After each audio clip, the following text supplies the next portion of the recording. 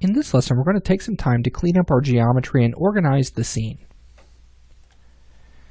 So once everything has been modeled, you want to take some time to make sure that everything has been cleaned up and organized and ready to go through the pipeline.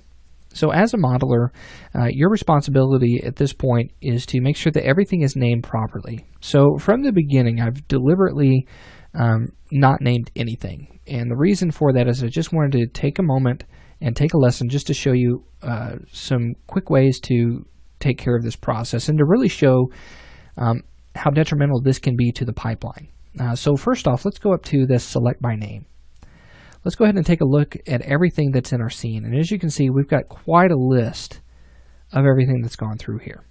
And you can see that we have box 604 all the way up to box 1000. We can go as high as we want here, box 1327.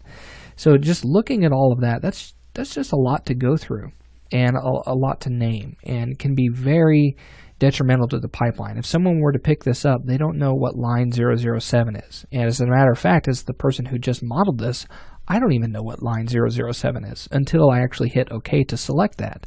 And looking at this, it looks like it may be that line that we used for one of our connectors.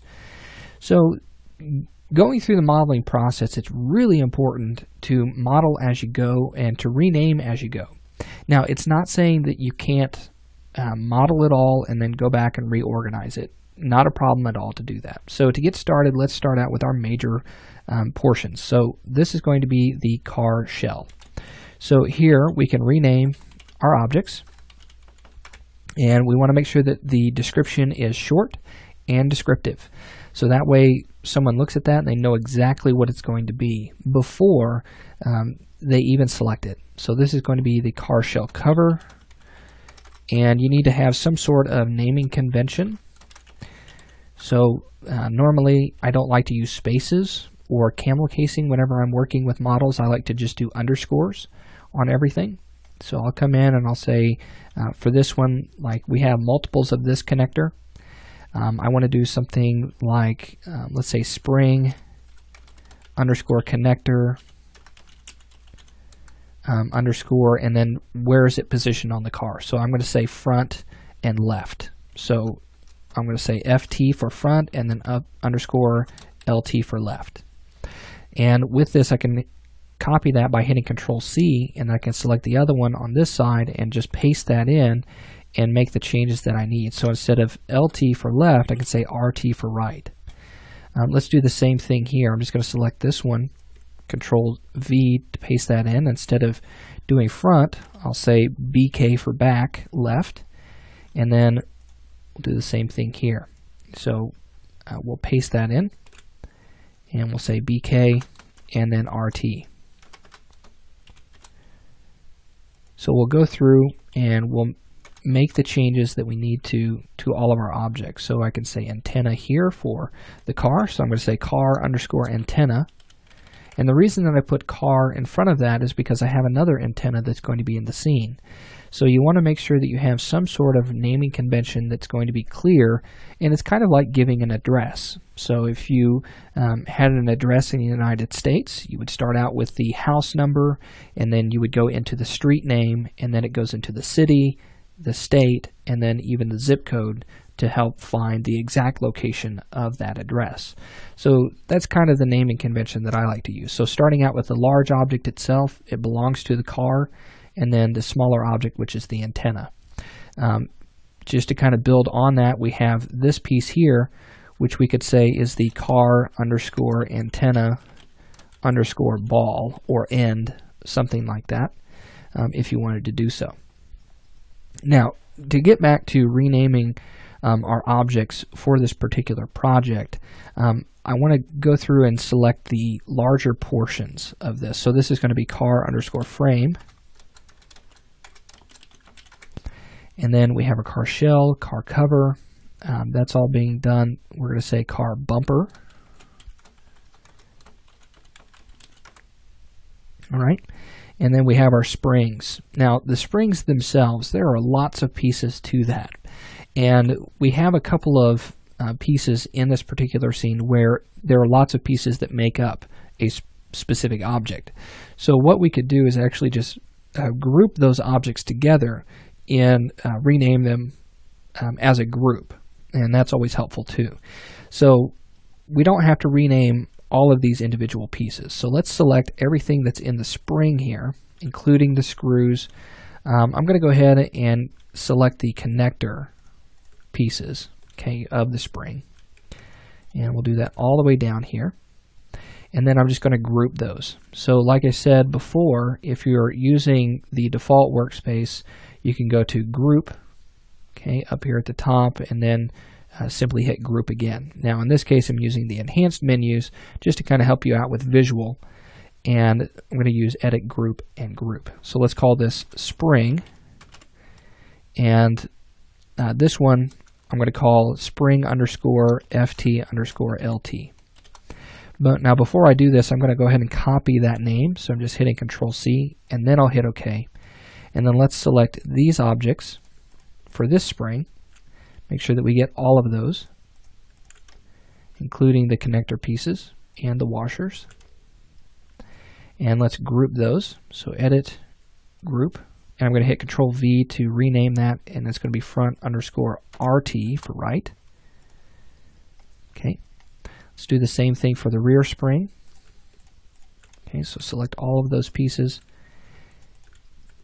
And there we go. Now remember, before you finish this up, I didn't apply the Turbo Smooth to these objects. I'm just assuming that you're going to do that in your own project. So if you want to add Turbo Smooth to this, you probably want to do that before you start grouping these objects together. Okay, and start cleaning this up. You want to make sure that it's completely finished in that sense. So we don't really need to go through the Turbo Smooth of this.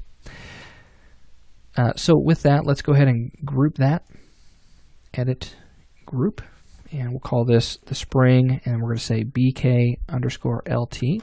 So I'm going to say BK, and then I'm going to copy this one, so Control-C, and then we'll do the same thing over here.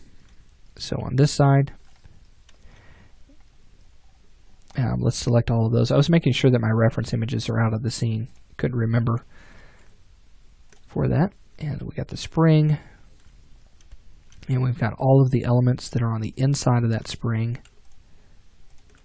including the screw. And then Edit, Group, and then we'll group that together. I'm going to hit Control-V, and we're going to say RT for this one. There we go. So there's our frame. We have our wheels. So now we need to group all of those together.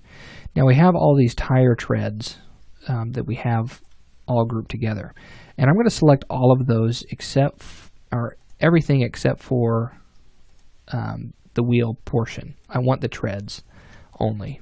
Okay. So with all of those selected, let's group those. So I'm creating what's called a nested group. So I'm going to call these tire underscore treads, and I'm going to say underscore FT underscore RT. And then let's select everything in the wheel, okay, and the assembly, and let's group all of that. So Edit, Group, and we're going to say wheel underscore FT underscore LT. So hit Control-C to copy that, and let's do the same thing on this side. Okay, now we probably should have grouped all the tire treads on this side together. Okay, so we'll have to redo that here. So let's just group all of those, and let's call this tire underscore treads underscore FT underscore RT. And we can always copy the name here, so Control-C, and then I'm going to go back here and group all of those.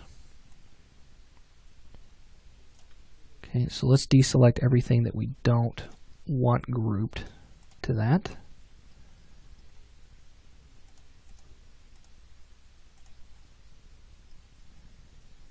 So that should be all of those, and minus that. So edit group. And I'm just going to paste that in. We're going to say BK_RT.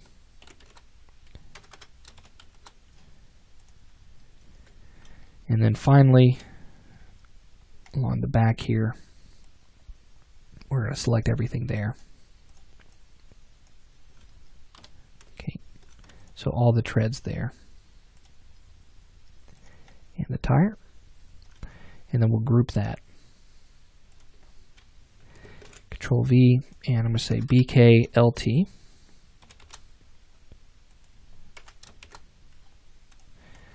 Okay, so you can definitely see the process that we're using to group all of these objects together and to rename them and to do exactly what we're supposed to do before we pass this off through the pipeline. Now, at this point, we could go ahead and we could group all of these together, and once you're finally finished with everything, and once you've got everything organized and renamed and set up, you'll want to do just one quick check through your list here. And so your list should get considerably smaller as you go down through this. And if you see anything that says something like cylinder or box and you just don't know what it is, go ahead and select it and rename it to what it should be. And again, use one of those descriptive names. And then finally, once you have everything named, you could come through and select everything that's in the car, and you could actually group that into its own group and call it car. Okay, and then do the same thing for the remote. So in between lessons, spend some time renaming your objects and organizing those properly, just using groups. And in the next lesson, what we're going to do is we're going to kind of get a little bit of a bonus to the modeling. We're going to learn how to create and assign basic materials, and then from there I'm also going to show you some UV basics that you can apply textures to this object as well. So I'll see you then.